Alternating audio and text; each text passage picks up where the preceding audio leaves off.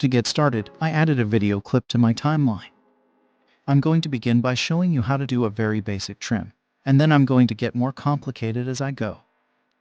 Start by clicking on the selection tool. You can also simply press the V key on your keyboard. Set your time marker where you would like to trim to click and drag the end of your clip to the marker.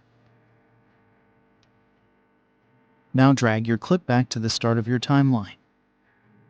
But let's say you want a shortcut so you don't have to reposition your clips all the time.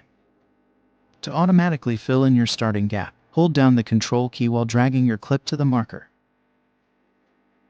Alright, that's a nice trim. You can also do the same thing to the end of your clip. Next, I'm going to do a couple of cuts on my clip. You can either click on the razor tool or press C on the keyboard. Once you've made your cuts, you can trim in the middle of your clips in exactly the same way as I showed you for the end of your clips. Reselect the selection tool and then drag your clips. Remember, you can hold down the Control key to automatically delete unwanted gaps. One last thing I'd like to mention in this video is deleting clips. Let's say that you don't even want the middle of your clip after cutting it.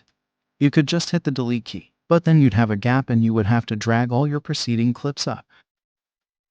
To avoid this, simply hold down the Shift key while pressing the delete key to automatically shift all of your clips to the left.